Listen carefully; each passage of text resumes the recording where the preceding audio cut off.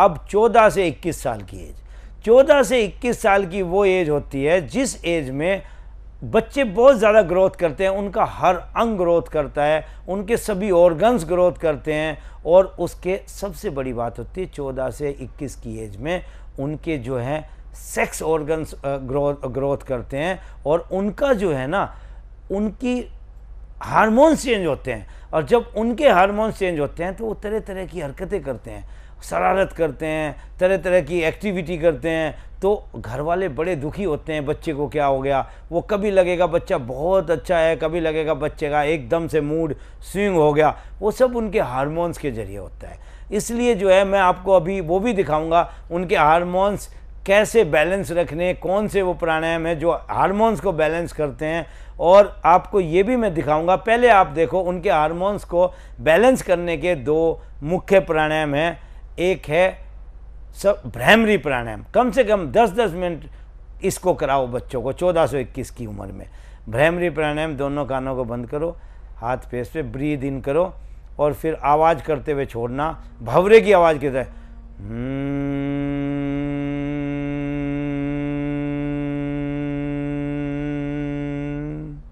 फिर से सांस लो,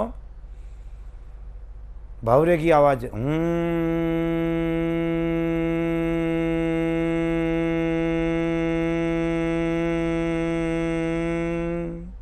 फिर से सांस लो,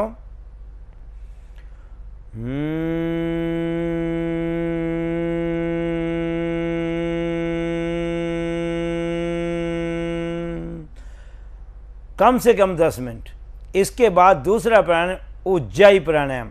उज्जाई प्राणायाम में सांस को ऐसे पीते हैं जैसे पानी को पीते हैं। सांस को पियो,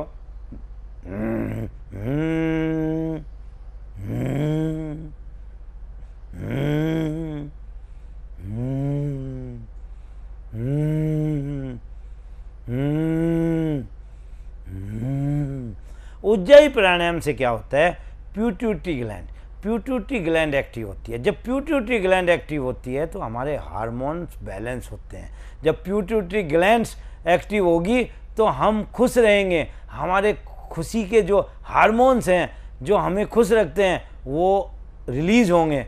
तो ये उज्जाई प्राणायाम कम से कम 5 से 7 मिनट बच्चों को, 14 से 21 साल के बच्चों को ज़रूर करने चाहिए। इससे उनकी पढ़ाई में भी बहुत फ़ायदा होगा। तो ये उनका प्राणायाम थे 14 से 21 साल की एज में। जब बच्चा बढ़ता है, उसकी हड्डियाँ बढ़ती हैं, उसका मांसपेशियाँ बढ़ती हैं, उसको क्या क्या स्ट्रेचिंग करनी चाहिए। सबसे पहले मैं आपको बताता हूँ, उनको अपनी बॉडी को, अपने स्पाइन को खींचना चाहिए। वैसे तो सभी जॉइंट्स को खींचना चाहिए, लेकिन स्पाइन को खींचना चाहिए। स्पाइन खींचेगी तो उसमें उसकी हाइट भी बढ़ेगी, उसकी ग्रोथ भी होगी। थायराइड ग्लैंड को भी स्ट्रेच करना सबसे पहले आप करोगे। पर्वत आसन में आ जाइए, दोनों हाथ आगे, दोनों पैर पीछे, पर्वत आसन में आइए। ये पोज बच्चों के लिए 14 से 21 तक बहुत अच्छा है। इसी से आगे भुजंग आसन में जाइए, आगे जाइए, ऊपर देखिए, होल्ड कीजिए, यहाँ ब्रीद इन करके यहाँ होल्ड करना, और इसके बाद फिर से पर्वत आसन में आना, यहीं से पीछे जाओ और फिर से पर्वत आसन में। ये पर्वत आसन में आना और भुजंग आसन में जाना, पर्वत आसन में आना, भुजंग आसन में जाना, ये कम से कम आपको 10 राउंड कम से कम करने, और आप 20 भी राउंड कर सकते हो। ये 14 से 21 साल के बच्चों की ग्रोथ में बहुत ज़्यादा असर डालता है। एक दूसरा, अब आपको मैं बताता हूँ सूर्य नमस्कार। सूर्य नमस्कार, आप खड़े हो जाइए। सूर्य में ये नमस्कार के 12 राउंड हैं। पहला राउंड ब्रीद इन करके हाथ आगे, दूसरा ऊपर जाइए, ब्रीद आउट करते हुए, ब्रीद आउट डाउन। बच्चों के विकास के लिए सूर्य नमस्कार, आगे हाथ जोड़ो, ब्रीद इन करते हुए ऊपर जाओ, जितना जा सकते हो उतना जाओ, ब्रीद आउट करते हुए नीचे जाओ दोनों पैरों के पास, फिर ब्रीद इन करते हुए पीछे जाओ, एक पैर पीछे, ऊपर देखो, फिर दोनों पैर पीछे, ब्रीद आउट करते हुए यहीं पे रुको, फिर आगे जाओ, डाउन करो, ब्रीद इन करते हुए, फिर ऊपर देखो, ब्रीद आउट करते हुए, फिर पीछे जाओ, यहाँ ब्रीद आउट करो, फिर दूसरा पैर आगे लाना जो पहले था, ब्रीद इन किया, ऊपर देखा, थोड़ी देर के लिए ठहरना हर पोज में, फिर दोनों पैर आगे, यहाँ पे ब्रीद आउट, फिर इसके बाद ब्रीद इन करते हुए ऊपर जाओ, फिर ब्रीद आउट करते हुए आगे आ जाओ। ये थे 12 अंग, 12 इसके पार्ट्स हैं सूर्य नमस्कार के। 12 पार्ट्स में आपकी पूरी बॉडी स्ट्रेच होती है। जब पूरी बॉडी स्ट्रेच होगी तो आपके पूरी बॉडी का सर्वांगीण विकास होगा। तो 14 से 21 साल के बच्चे को कम से कम 15 से 20 राउंड सूर्य नमस्कार ज़रूर करने चाहिए और हर मूवमेंट पे थोड़ी देर के लिए रुकना चाहिए, और उसके बाद रुकने के बाद आपको होल्ड करना, ब्रीथ के साथ करना, तो आपकी पूरी बॉडी की स्ट्रेचिंग हो जाएगी। तो ये बच्चों को ज़रूर कराना चाहिए। अब मैं आपको कुछ और जानकारी दूंगा 14 से 21 साल के बच्चों के लिए। 14 से 21 साल के बच्चों के लिए सबसे बड़ी जानकारी है, बहुत महत्वपूर्ण जानकारी, जिसको देते हुए लोग शर्माते हैं। मैं आपको बताना चाहता हूं, जब आपका बच्चा 14 साल का है, 15 साल में प्रवेश करेगा, उसके सेक्स ऑर्गन्स बढ़ेंगे, लड़की हो या लड़का हो, और वो गलत रास्ते पे जा सकता है अगर आपने उसको नहीं बताया। आप शर्माते हो, उसके साथ बात करते हुए नहीं शर्माना, उसको बताओ, उसके बारे में जानकारी दो। और जानकारी ये करनी कि मूल आधार चक्र में हमारी एनर्जी होती है, जो एनर्जी नीचे भी बह सकती है और ऊपर भी जा सकती है। अगर आपको अपने बच्चे को अच्छी लाइन में जाना और उसको बचाना गलत रास्ते पे जाने से, तो आप उसको उद्यान बंद कराओ एवरीडे 5 से 7 मिनट। उद्यान बंद में क्या होता है, ब्रीद आउट करके पेट को अंदर खींचो, पेट को अंदर खींचो और अंदर ही रोक के रखो और ब्रीथ बाहर रुकी रहेगी। इससे क्या होता है, ये बहुत साइंटिफिक चीज़ है। मूल आधार चक्र की जो एनर्जी है, जो गलत रास्ते से बहना चाहती है, वो बच्चों की एनर्जी आपके नाभि चक्र में आ जाएगी। जैसे ही आप ब्रीद आउट करके पेट को अंदर खींचोगे, अंदर खींच के अंदर ही रोकोगे, तो आपकी वो एनर्जी मूल आधार से ऊपर आनी स्टार्ट हो जाएगी और आपके नाभि चक्र में आ जाएगी। इसके कम से कम 10 राउंड नहीं तो 20 राउंड भी करोगे, आप देखना आपका बच्चा बिल्कुल गलत रास्ते पे नहीं जा सकता। उसकी शक्ति ऊर्ध्वगामी हो जाएगी, और जैसी नाभि में शक्ति आएगी, नाभि से हार्ट चक्र, हार्ट से आज्ञा चक्र, सहस्त्रार चक्र तक चली जाएगी, और बच्चा खुश रहेगा और अच्छे अच्छे काम करेगा, उसके विचार अच्छे होंगे।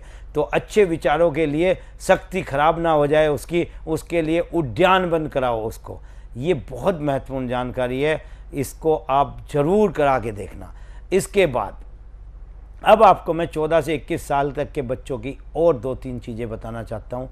उस टाइम में बच्चा बहुत ही ज़्यादा एक्टिव होता है, वो आपसे बार बार क्वेश्चन करेगा, किसी भी चीज़ के बारे में जानना चाहेगा कि ये क्या है, क्यों होता है। तरह तरह की जगहों से, इंटरनेट से, जगह जगह से वो जानकारियाँ प्राप्त करता है।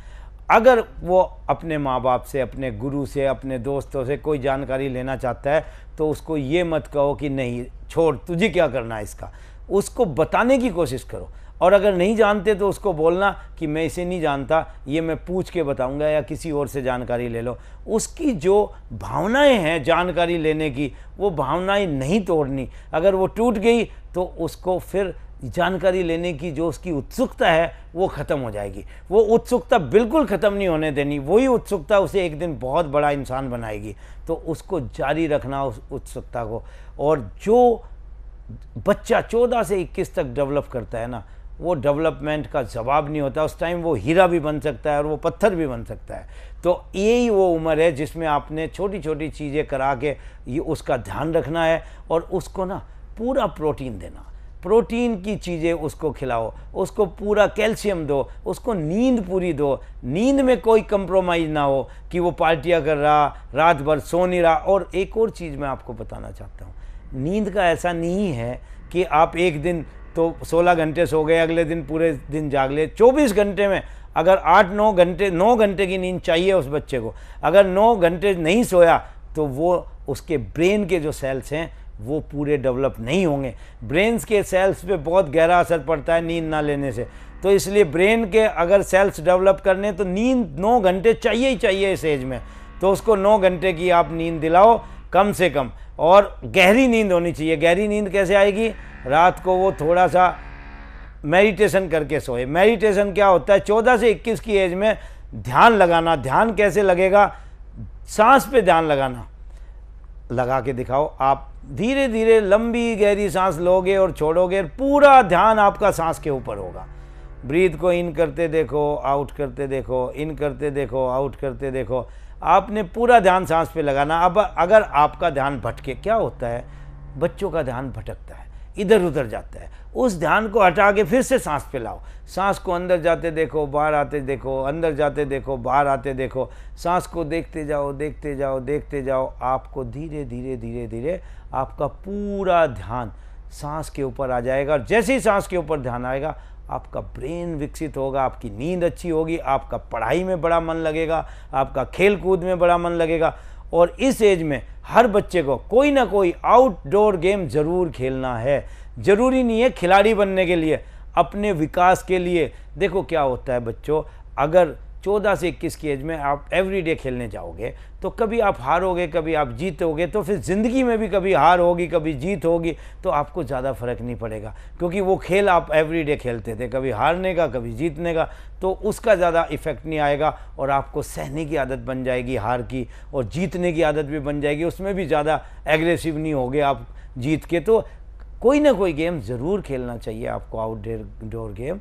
और एक और बहुत छोटी सी जानकारी इस एज के लिए है कि इस एज में त्राटन क्रिया ज़रूर करनी चाहिए। त्राटन क्रिया क्या है? आप अपने अंगूठे को सामने ले जाओ, आप आँखों के सामने अपना अंगूठा लेके जाओ और इस अंगूठे को देखो बड़े ध्यान से। फिर इसको राइट ले जाओ और खाली आँखें जाएंगी, गर्दन नहीं जाएगी, आँखों से देखो। फिर उसको लेफ़्ट लेके आ जाओ, धीरे धीरे धीरे धीरे लेके आओ लेफ़्ट में, और आँखों से देखते जाओ उसको। फिर उसको मिडल में ले जाओ, मिडल में फिर से इसको देखो, और फिर इसको ऊपर ले जाओ और फिर नीचे ले जाओ। आंखें जाएंगी खाली, चेहरा नहीं जाएगा, और फिर मिडल में ले आओ। इस तरह से लेफ़्ट राइट ऊपर नीचे और मिडल में खड़ा करके इसको देखना त्राटन क्रिया बोली जाती है। त्राटन क्रिया करने से आपका मन और आपकी बॉडी दोनों का कॉम्बिनेशन होता है, इसलिए जो है त्राटन क्रिया बहुत ज़्यादा अच्छी है। और यही मोमबत्ती से भी हो सकती है। मोमबत्ती की लो को देखते जाओ, देखते जाओ, देखते जाओ, तो आपका मन उससे बहुत ज़्यादा आपकी बॉडी के साथ जुड़ेगा, क्योंकि स्वस्थ शरीर में ही स्वस्थ मन बसता है। तन स्वस्थ तो मन स्वस्थ, मन स्वस्थ तो तन स्वस्थ। जिसका विचार दूषित हो जाते हैं उसका शरीर खराब हो जाता है, जिसका शरीर दूषित हो जाता है उसके विचार खराब हो जाते हैं। ये दोनों सिक्के के दो पहलू हैं एक ही सिक्के के, मन और आपकी बॉडी। ये दोनों अगर ठीक रखनी तो आपको दोनों की एक्सरसाइज करनी पड़ेगी। ठीक है, ये हो गया आपका त्राटन क्रिया। अब आपको मैं एक बहुत छोटी सी जानकारी देना चाहता हूँ। हमारे जो अष्टांग योग है, जो पतंजलि जी ने लिखा है, उसमें दो चीज़ें बहुत महत्वपूर्ण हैं, यम और नियम। सबसे पहले अंग हैं योग के। योग में प्रवेश करने से पहले आपको यम और नियम का पालन करना पड़ेगा। यम के अंदर क्या आता है? यम के अंदर आता है अहिंसा, हिंसा ना करना। यम के अंदर आता है सत्य बोलना। यम के अंदर आता है असत्य, चोरी ना करना। यम के अंदर आता है अपरिग्रह, किसी दूसरे की कितनी कीमती चीज़ हो उस पे नज़र नहीं दौड़ाना। आपके पास जो है आपने उसी में संतोष करना। और ब्रह्मचर्य, ब्रह्मचर्य का मतलब ये नहीं कि आपने शादी नहीं करनी। ब्रह्मचर्य का मतलब है कि नियमित जीवन जीना। जो आपका नियम है, जब शादी की तो अपनी बीवी के साथ फेथफुल रहना, ये ब्रह्मचर्य का मतलब है। ब्रह्मचर्य का मतलब ये नहीं कि आप लंगोटी बांध के बिल्कुल मैदान में घूमते रहो और आपने शादी नहीं करनी तो आप ब्रह्मचर्य हो गए। ब्रह्मचर्य का मतलब अपने लॉ के अकॉर्डिंग रहना। अब आए नियम। नियम में आता है सोच, अपने को सुबह सुबह साफ सुथरा करना, सोच जाना, नहाना धोना। दूसरा आता है सोच के बाद स्वाध्याय, अच्छी किताबों को पढ़ना। तीसरा आता है सेटिस्फैक्शन, संतोष। जो आपको मिला उसमें अगर आप संतोष रखोगे तो आपकी लाइफ बहुत अच्छी हो जाएगी। और एक इसमें आता है ईश्वर परिधान, भगवान पे भरोसा रखो। उस भरोसे को बनाए रखो कि भाई जिसने हमें पैदा किया वही हमें संभालेगा। उस पे भरोसा रख के हमेशा। और तप करना, तप का मतलब है हार्ड वर्क। तप का मतलब ये नहीं कि जंगल में बैठ के तपस्या करना, तप का मतलब है हार्ड वर्क करना। जो भी काम आप करो, आप खिलाड़ी बनो, आप पढ़ाई में अच्छे हो, आप जो भी बनोगे उसमें तपस्या करना। ये है नियम, यम और नियम। अगर इनका पालन करोगे 14 से 21 की एज में, इन पे पूरा फोकस कर लो, तो आपका पूरा जीवन इतना अच्छा रहेगा कि आप सोच भी नहीं सकते कि कितना आपका जीवन अच्छा हो सकता है। अब आपको मैं एक बहुत अच्छी मेडिटेशन बताता हूँ जो 14 से 21 की एज में ज़रूर करनी चाहिए। मेडिटेशन में सीधे बैठ के सांस पे ध्यान लगाओ। पहले 1-2 मिनट के लिए सांस पे ध्यान लगाओ, आंखें बंद। सांस पे ध्यान लगाने के बाद आप अपने बचपन में चले जाओ। 5 से 10 साल की एज में याद करो आपके कौन कौन दोस्त थे, आप उनके साथ कैसे खेलते थे, घर का आंगन जिसमें आप बहुत अच्छा एंजॉय करते थे, वो पुराने दोस्त, वो मस्ती जो आपके अंदर दबी हुई है उसको निकालो बाहर, फिर आप खुश रहोगे। आप 5 से 10 साल की एज का सारा कुछ याद करो बैठ के। दूसरा, फिर 10 से 15 साल की एज, 10 से 15 साल की एज में आपने क्या क्या किया, आप कहाँ पढ़ाई की, आपके कौन कौन क्लास फेलो थे, आप किसके साथ शरारत करते थे, आप किसके साथ मजाक करते थे, वो सब चीज़ें याद करो। आप देखो आपकी खुशी के फुहारे फूटेंगे आपके शरीर में, आपकी पिट्यूटरी ग्लैंड से ऐसे फुहारे छूटेंगे। आप अच्छी चीज़ें याद करो। होता क्या है बच्चों कि हम बुरी चीज़ें याद करते हैं, इसने हमें ये कह दिया, इसके साथ हमारा झगड़ा है, ये मेरे से अच्छा कैसे लग रहा, इसने मेरे से अच्छे कपड़े, ये ईर्ष्या ख़त्म कर देगी ये मेडिटेशन। आप अच्छी बातें याद करो, अच्छे दोस्तों को याद करो। फिर आप 15 से 20-21 साल तक जो आपके दोस्त हैं, प्रेजेंट में जो आपके दोस्त हैं, उनको याद करो। उनके साथ क्या मस्ती करते हो, कहाँ खेलते हो, कैसे जाते हो, कैसे खाते पीते हो, किस तरह से आप इंजॉय करते हो। आपके स्कूल के टूर्स जाते हैं, उस टूर्स में आप किन किन दोस्तों के साथ आप क्लाइमेट का आनंद लेते हो, आप प्रकृति के कितने नज़दीक हो, आप कैसे कैसे अपनी लाइफ को अच्छा करते जा रहे, वो सब याद करो बैठ के। अगर आपने एवरीडे ये 10 मिनट की भी मेडिटेशन की तो आपका जो भी गम है, आपको जो भी दिक्कतें हैं, वो अंदर दब जाएंगी आपके, और कोई खुशी की चीज़ें आपके बाहर आ जाएंगी। जब खुशी की चीज़ें बाहर आएंगी तो आप पूरा टाइम खुश रहोगे। और देखो बच्चों, जब आप खुश रहोगे तो आप दूसरे को भी खुश रखोगे। अगर आप इरिटेशन में हो, आप बहुत दुखी हो, तो आप ना पढ़ाई कर सकते, ना खेल सकते, ना घर वालों को खुश रख सकते, ना किसी की आज्ञा का पालन कर सकते। अगर ये सब करना तो आपको अपने आप को, पहले अपने को खुश करोगे तभी आप दूसरे को खुश कर सकते हो। इसलिए इन सब चीज़ों का ध्यान रखो। ये मेडिटेशन, ये योगा, और आप खाने पीने का विशेष ध्यान रखो। नींद बहुत इम्पोर्टेंट है आपके लिए। इन सब चीज़ों का ध्यान रख के आप अपने को स्वस्थ बना सकते हो और आप अपना अच्छा जीवन बिता सकते हो। जैसे ही बच्चों का सर्वांगीण विकास होता है, नैतिक विकास होता है, तो वो एक अच्छा नागरिक बनते हैं। जब वो एक अच्छा नागरिक बनते हैं तो हमारे देश को एक अच्छा नागरिक मिलता है, और अच्छे नागरिकों से ही देश बनता है। हमारे देश में जैसी आत्माएं होंगी, जैसे नागरिक होंगे, ऐसी ही हमारे देश का विकास होगा। यहाँ एक एक नागरिक से देश बनता है, एक एक नागरिक से समाज बनता है, एक एक नागरिक से, एक एक बच्चे से, और वो बच्चे नागरिक बनेंगे और वो नागरिक देश बनाएंगे। इसलिए बच्चे हमारे देश की धरोहर है। इसलिए बच्चों को जो मैंने बताया वो करा के देखना, वो एक जिम्मेदार, एक अच्छे नागरिक बनेंगे। आज के लिए इतना ही।